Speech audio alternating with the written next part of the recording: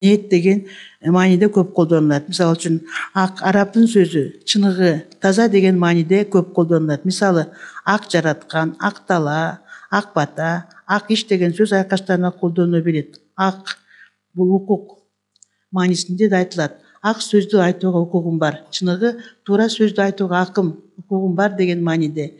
Тилибиздеги кыргыздын укура ак деген сөзү жогорку сөздөр менен аралашып амоним болуп калган. Көп учурларда биринен бири ажыратуу да кыйын абалга келет. Эми ай туяк чалуу деген сөзгө токтололук. Ай туяк чалуу. Ай туяк чалуу. Бул эми Манас эпосунда ушунчалык бул көп колдонулат. Эгерде ушул эпосту окуп чыгып атканда ушул сөздү учуратып калсаңар, ушуну эске салыш керек. Бай Жакып менен Каракан ай туякка бээ союп, ак сары башыл кой союп, 6 күнү мал союп дейт. Бул Манас эпосунан алынган эме экен. Демек ай туяк чалуу, жакшы тилек тилеп, жылкы союу. Жакшы тилек тилеп,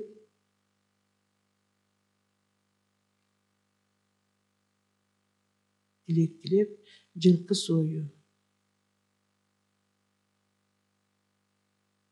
Жылкы союу.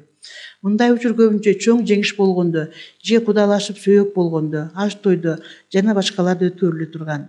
Кыргыз эли малдын ичинде жылкыны өтө кадырлаган. Анткени тиричиликтин көбү жылкы менен байланыштуу болгон.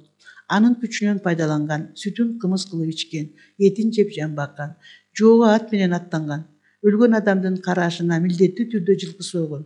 Ушул салт ушул күнгө чейин сакталып келе жатат. Ай туяк деп кыргыздар жылкыны атаган. Анткени анын туягы толгон айга окшош тегерек болот. Кокустан эки уруунун ынтымагы кетип, арада чоң жанжал чыкканда көп учурларда элдешүүгө туура келген. Ошол элдеште ак боз бээ союп, эки уруунун адамдары ошол мууздалган бээнин канына колдорун матырып, эгер арабыздан чатак чыгарсак, бузушсак, так ушул ак боз бээдей мууздалып калалык деген антишишкен. Ошол антына бекем турган. Эки кыргыз кудалашканда жылкынын көкүлүнө ак кебес байлап кудалаша турган жерге жетелеп барган. Ислам дининде жылкынын этин жешке тыюу салганына карабастан, кыргыздар жылкыны, башкача айтканда ай туякты жогору баалаган. Ат эрдин канаты. Акыр заман кайда, аттан ажыраган жерде, ат сыйлаган жөө баспайт, эл сыйлаган аштан өлбөйт деп тулгон макал лакап чыгарган. Ошентип ат кыргыздын турмушунда айрыкча бааланган. Ошентип кыргыз эң мыкты тилегине ай туяк сойгон. Чоң баладан, коркунучтуу кырсыктан кутулганда да ай туяк чалган. Эми дагы бир эмеге токтололук сөзгө. Айласыз баатыр каманга чабат дейт. Айласыз баатыр. Бул сөздү окуп жүргөн болушуңар керек. Каманга чабат. Каманга чабат. Айрым учурларда бул сөздөрдү укканда түзмө түз маанисинен таптагыр эле башкача ажырап кеткендей сезилет. Буга мисал келтирип көрөлүк. Айласыз баатыр каманга чабат болуп, манапка кол көтөргөндөн айланат бекен.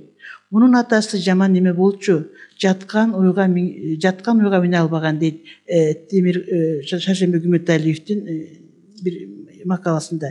Демек, айласыз баатыр каманга чабат. Акыл менен иштебеген адам. Демек, түзмө түз эмесин которгондо акыл менен иштебеген адам. Иштебеген адам.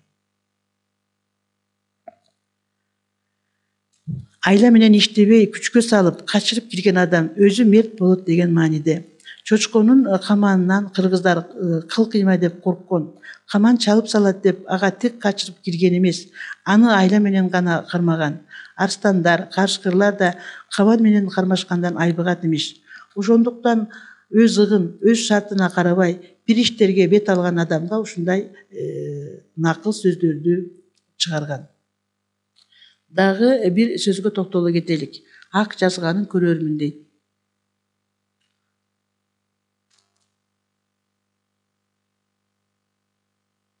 Ак жазганын көрөрмүн. Бул эмне дейт? Себете эпосунан үзүндү окуп кетелик. Ажал жетсе өлөрмүн, ак жазганын көрөрмүн, айчүлөктү бергенге өлүмдөн кийин көнөрмүн дейт. Демек ак жазганды көрөрмүн, ак жазганды көрүү, башка кандай оордук түшсө да көтөрүү, башка келгенди көрүү. Демек бул эмне деген маани бар экен? Башка келгенди көтөрүү. Башка келгенди көтөрүү.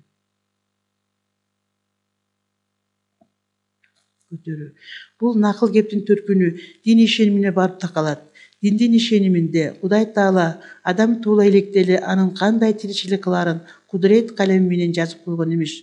Ошол жазуу боюнча адам жашайт имиш. Ак арабтын хак деген сөзүнөн бул сөз менен Кудай аталат. Демек ак жазганы, Кудайдын жазганы деген мааниде.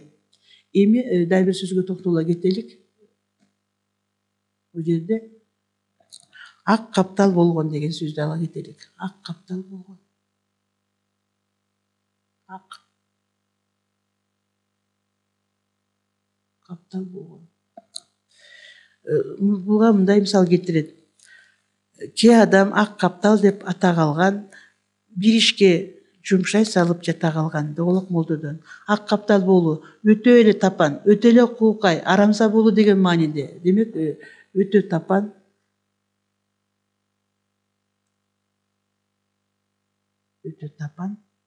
өтө эле арамза болуу. Арамза болуу деген маанини билдирип турат. Накыл сөздүн теги көп минилген атка барып такалат. Кээ бир колунда жок адамдардын илгери бирден гана аты болгон. Ал аттын жонунан ээр түшкөн эмес. Аны менен суу кайдаганы, аны дайыма минип жумуштарын бүтүргөн. Жонунан ээр түшпөгөн аттын жону жоор болгон. Ээрдин капталы батып, териси жараланган. Ал жоорлор айыкканда анын ордуна ак жүн чыккан, каптал агарып калган. Андай ат абдан чакар болгон. Ээсинен башка кишиден качкан. Балдарды жанына жолоткон эмес. Ошону алса оңойлук менен карматкан да эмес. Арабага, сокого салса кежирленип, кетенчиктеп тартпай да койгон. Мына ушул чакар аттын кылыгына байланыштуу ак каптал болуу деген накыл сөздөр жаралган.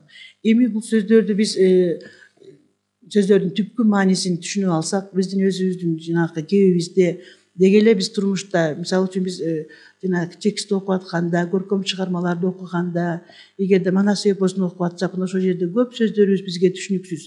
Мына ошону түшүнүү максатында Кусейин Карасаевдин ушул накыл сөздөрүнө кайрылсак болот. Мындан сырткары Кусейин Карасаевдин дагы 1000 түркүм суроого 1000 түркүм жооп, же болбосо чынакай ошого чейинкисин 100 түркүм суроого 100 түркүм жооп деген китептери бар. Мына ошолордун баарын бириктирип туруп 1000 түркүм суроого 1000 түркүм жооп деген китеби чыккан. Мына ушул китептерди окуп чыгып, ошолорду турмушубузда кеңири колдонгонго сунуш кылабыз.